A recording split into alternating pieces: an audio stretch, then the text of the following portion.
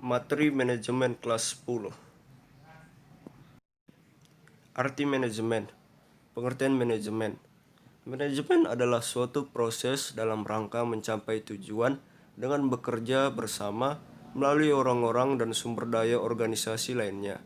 Perusahaan-perusahaan besar biasanya mempunyai aliansi paling sedikit 3 jenjang manajemen, yaitu manajemen puncak atau manajemen eksekutif, manajemen madya, manajemen administratif, manajemen operasional, atau manajemen supervisor. Jenjang manajemen. A. Manajemen puncak. Jenjang tertinggi adalah manajemen puncak, seiring dengan manajemen senior atau eksekutif kunci. Biasanya mempunyai berbagai pengalaman bertahun-tahun. Jenjang ini meliputi dewan direktur, direktur utama atau chief executive officer atau CEO, dan pimpinan lain.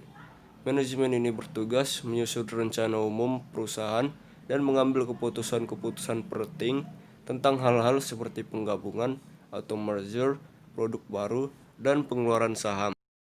B. Manajemen madya. Jenjang berikutnya dalam piramida manajemen disebut manajemen madya atau manajemen administratif, meliputi pimpinan pabrik dan atau manajer divisi. Para manajer ini punya tanggung jawab dalam penyusunan rencana operasi yang melaksanakan rencana-rencana umum dari manajer puncak. C. Manajemen operasional. Manajemen ini merupakan jenjang terendah dalam piramida manajemen. Tugasnya menyangkut pelaksanaan terencana yang dibuat oleh para manajer madya. Manajer operasional sering disebut supervisor garis pertama atau first line supervisor, karena mereka bertanggung jawab melakukan supervisi pada para karyawan yang mengerjakan kegiatan harian.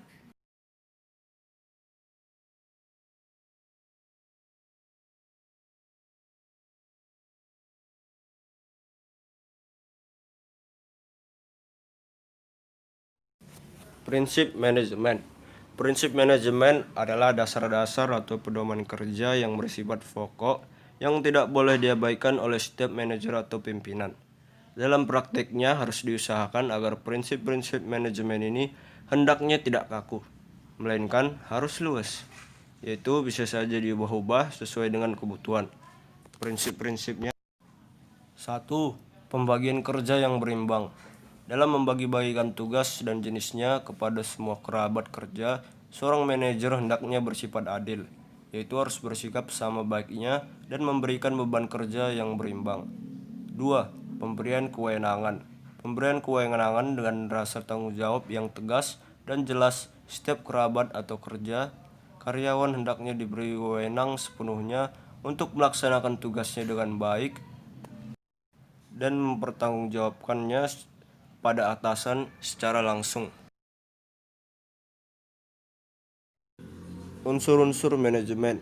Untuk mencapai tujuan yang telah ditentukan, diperlukan alat-alat, sarana, atau tools. Tools merupakan syarat suatu usaha untuk mencapai hasil yang ditetapkan.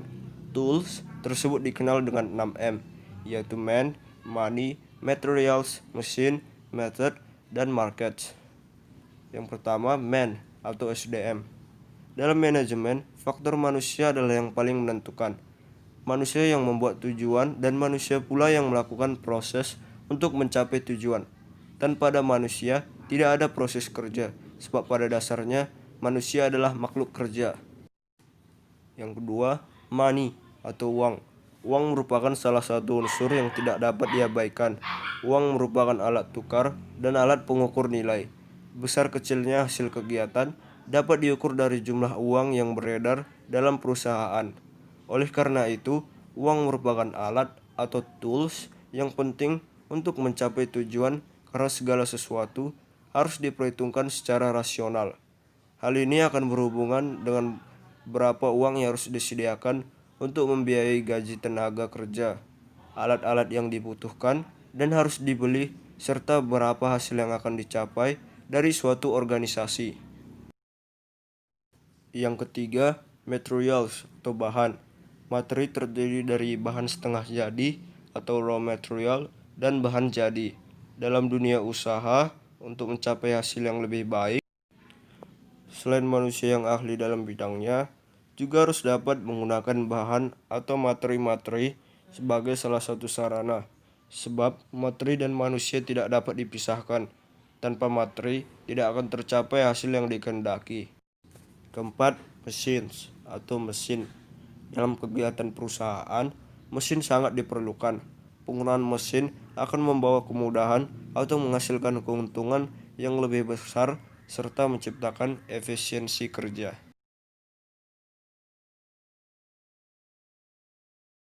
Methods atau metode. Dalam pelaksanaan kerja, diperlukan metode-metode kerja. Suatu cara kerja yang baik akan memperlancar jalannya pekerjaan. Sebuah metode dapat dinyatakan sebagai penetapan cara pelaksanaan kerja suatu tugas dengan memberikan berbagai pertimbangan-pertimbangan kepada sasaran, fasilitas-fasilitas yang tersedia, dan penggunaan waktu, serta uang dan kegiatan usaha. Perlu diingat, meskipun metode baik, sedangkan orang yang melaksanakannya tidak mengerti atau tidak mempunyai pengalaman, maka hasilnya tidak akan memuaskan. Dengan demikian, peranan utama dalam manajemen tetap manusianya sendiri.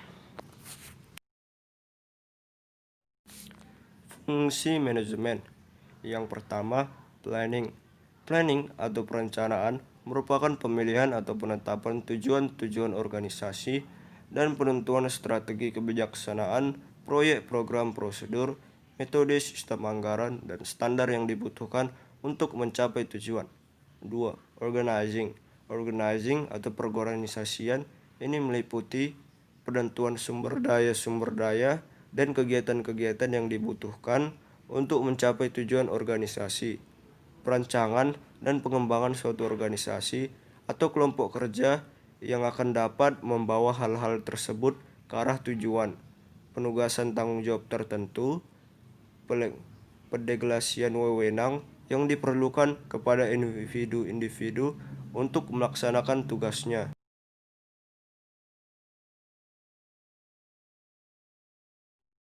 3. Staffing.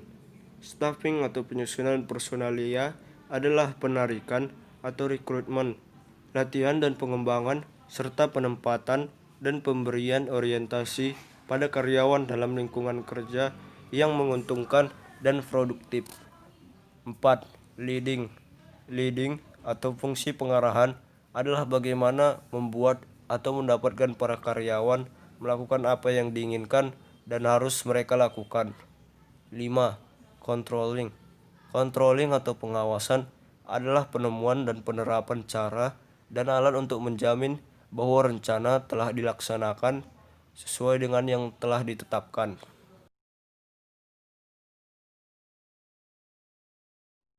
Bidang-bidang manajemen. A. Manajemen produksi. Manajemen produksi adalah proses manajemen yang bertanggung jawab terhadap perencanaan atau aktivitas produksi, distribusi, atau manajemen proyek yang dijalankan oleh sebuah organisasi. Kegiatan manajemen produksi meliputi yang pertama, perencanaan atau desain produksi.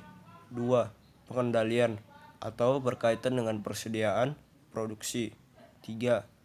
Pengawasan produksi atau berkaitan dengan mutu atau quality.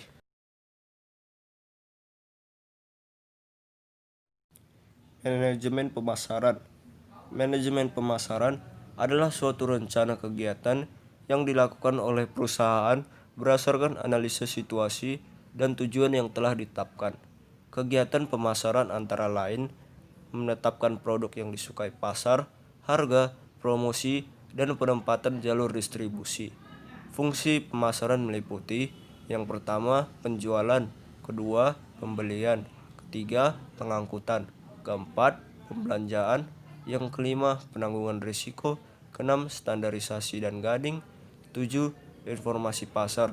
Kegiatan manajemen dan pemasaran antara lain yaitu riset pasar merupakan bagian terpenting untuk mengetahui keinginan, sikap, dan tingkah laku konsumen terhadap produk yang akan dijual.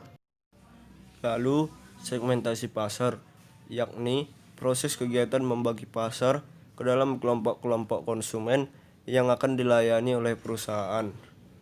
Yang selanjutnya adalah promosi terpadu atau promotional mix, merupakan usaha yang perkenalkan produk secara terpadu yang dapat dilakukan melalui periklanan, promosi, penjualan, dan C. Manajemen keuangan. Manajemen keuangan adalah suatu bagian dari manajemen yang fokusnya adalah pengelolaan dana perusahaan yang efektif dan efisien guna mencapai tujuan yang telah ditetapkan perusahaan. Manajemen keuangan mempunyai tugas antara lain: yang pertama, memanfaatkan peluang dan memperoleh dana intern maupun ekstern. 2. Pengalokasian dana untuk menunjang kegiatan perusahaan.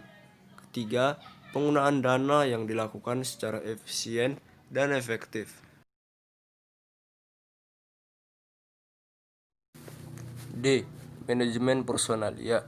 Manajemen personalia adalah bagian dari manajemen yang memfokuskan perhatiannya pada faktor produksi tenaga kerja dalam suatu organisasi agar tujuan yang telah ditetapkan dapat dicapai secara optimal. Kegiatan manajemen personalia antara lain: yang pertama itu pengadaan pegawai, kedua pemilihan tenaga kerja, ketiga penyeleksian pegawai untuk menentukan posisi jabatan yang sesuai, 4. Mengadakan pelatihan dan pendidikan untuk pegawai, 5. Menyediakan fasilitas, kesejahteraan, dan gaji yang memuaskan, 6. Melakukan rotasi jabatan, ketujuh. Memotivasi pegawai dengan memberikan penghargaan kepada pegawai yang berprestasi, kedelapan. Melakukan pemberhentian dan pensiun pegawai. E. Manajemen administrasi. Manajemen administrasi merupakan bagian dari manajemen yang memberikan informasi layanan bidang administrasi yang diperlukan untuk melaksanakan kegiatan secara efektif dan memberi dampak kelancaran pada bidang lainnya. Kegiatan manajemen administrasi antara lain: yang pertama, pengadministrasian seluruh kegiatan, kedua, menginventarisasi peralatan kantor, ketiga, penyediaan informasi yang dibutuhkan untuk kepentingan manajemen, keempat, melakukan pengarsipan data sehingga mudah untuk diakses oleh yang membutuhkan. Hanya itu yang dibahas pada video ini. Terima kasih.